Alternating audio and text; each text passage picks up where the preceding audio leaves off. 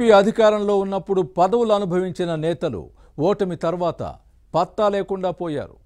Party కేడర్కు అందుబాటులో లేకుండా ఇతర రాష్ట్రాల్లో వ్యాపారాలకే పరిమితమయ్యారు. ఎన్నికలు మరో 4 ఏళ్ల తర్వాత కదా, అప్పుడు చూసుకుందాంలే అన్న ధోరణి నేతల్లో కనిపిస్తోంది. పార్టీ ప్రోగ్రామ్స్ కాదు కదా, నిరసనలు ఆందోళన కార్యక్రమాలకు దూరంగా ఉంటున్నారు. వైసీపీ నేతలు ఇంకా ఓటమి వైరాగ్యాన్ని వేడలేదనే కామెంట్స్ కూడా వస్తున్నాయి.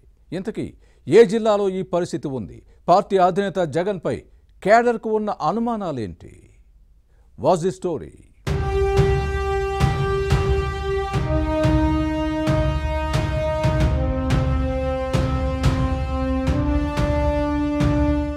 వైసీపీ నేతలు ఇంకా ఓటమి వైరాగ్యాన్ని వేడలేదు. అధికారం కోల్పోయిన తర్వాత ఉమ్మడి నెల్లూరు జిల్లాలో వైసీపీ పరిస్థితి దయనీయంగా మారింది. పార్టీలో ఎవరుంటారో ఎవరు పోతారో తెలియని దుస్థితి నెలకొంది. పవర్లో ఉన్నప్పుడు పదవులు అనుభవించిన నేతలు గత ఎన్నికల్లో ఓడిపోయిన తర్వాత పత్తా లేకుండా పోయారు. నియోజకవర్గాలకు దూరంగా ఉంటూ క్యాడర్కు కూడా అందుబాటులో లేరు. కూటమి ప్రభుత్వానికి వ్యతిరేకంగా పార్టీ నిర్వహించే ఆందోళన కార్యక్రమాల్లో మొక్కుబడిగా పాల్గొని చేతులు తులుపుకుంటున్నారు. ఎన్నికలు మరో 4 ఏళ్ల తర్వాత కదా, అప్పుడు చూద్దాంలే అంటూ లైట్ తీసుకుంటున్నారు. 2019లో ఉమ్మడి నెల్లూరు జిల్లాలో 10 సీట్లను గెలుచుకున్న వైసీపీ పరిస్థితి గత ఎన్నికల్లో రివర్స్ అయింది. పార్టీ ఇన్ఛార్జీలు, మాజీ ఎమ్మెల్యేలు, ముఖ్య నేతలు హైదరాబాద్, చెన్నై, బెంగళూరు వంటి ప్రాంతాల్లో ఉంటూ వ్యాపారాలు చేసుకుంటున్నారు. నియోజకవర్గాల వైపు తొంగి చూడటం లేదు.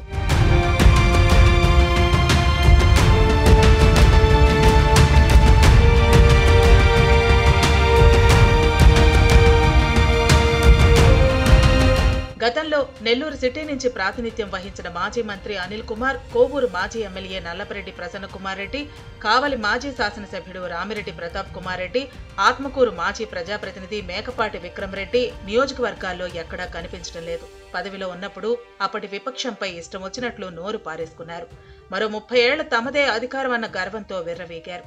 అప్పట్లో అంతగా విరుచుకుపడ్డ నేతలు ఇప్పుడు తమ ప్రాంతాల్లో తిరగటానికి ముఖం చెల్లటం లేదనే మాట సొంత పార్టీ క్యాడర్లోనే వినిపిస్తోంది.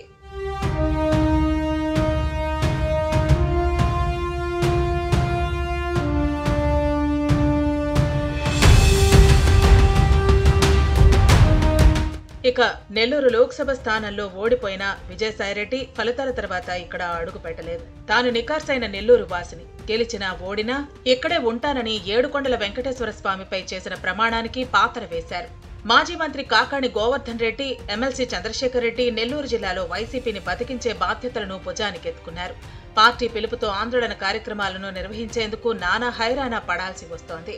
మాజీ ఎమ్మెల్యేలు, పార్టీ ఇన్ఛార్జీలు ముఖం చాటేస్తున్నారు. దీంతో వైసీపీ మనుగడ కోసం మళ్లీ మనమే అధికారంలోకి వస్తామంటూ క్యాడర్కు ధైర్యం నూరిపోస్తున్నారు. కూటమి ప్రభుత్వాన్ని విమర్శిస్తూ ఉనికి కాపాడే ప్రయత్నంలో ఉన్నారు. ధాన్యం సేకరణ సమస్యలు, విద్యుత్ ఛార్జీల పెంపునకు వ్యతిరేకంగా జరిగిన నిరసన కార్యక్రమాలకు క్యాడర్ నుంచి పెద్దగా స్పందన రాకపోవడంతో నేతలు డీలా పడ్డారు. దీంతో ఫీజుల రియంబర్స్మెంట్ అంశంపై ఈ నెల 3న నిర్వహించాల్సిన నిరసనను 29కి వాయిదా వేశారు. అప్పుడైనా నేతలు క్యాడర్ స్పందిస్తారా లేదా అన్న అనుమానాలు లేకపోలేదు. ప్రభుత్వానికి వ్యతిరేకంగా జరిగే ఆందోళన కార్యక్రమాల్లో పాల్గొనేందుకు జనం ముందుకు రాకపోవడానికి వారేమైనా వెర్రోళ్లా అని వైసీపీ క్యాడర్లోనే చర్చ సాగుతోంది.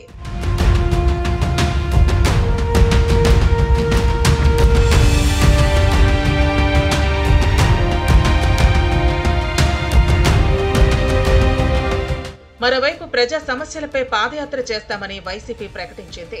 పాల్గొంటే అడ్డంగా బుక్ అవుతామేమోనన్న భయాందోళనలో క్యాడర్ ఉంది. గతంలో పార్టీ కోసం ఎన్ని త్యాగాలు చేసినా అప్పటి మంత్రులు, ఎమ్మెల్యేలు, నేతలు అస్సలు పట్టించుకోలేదు. ఇప్పుడు మళ్లీ పోరాటాలు చేసినా పట్టించుకుంటారా అనే ప్రశ్నలు వస్తున్నాయి. ఎన్నికలకు ఇంకా 4 ఏళ్లకు పైగా సమయం ఉంది. ఆలోపు అవినీతి, అక్రమాల కేసుల్లో జగన్ జైలుకు వెళితే పార్టీ ఉంటుందా అన్న అనుమానాలు క్యాడర్కు లేకపోలేదు. ఈ పరిస్థితుల్లో వైసీపీ మనుగడ ఎలా ఉంటుందో చూడాలి.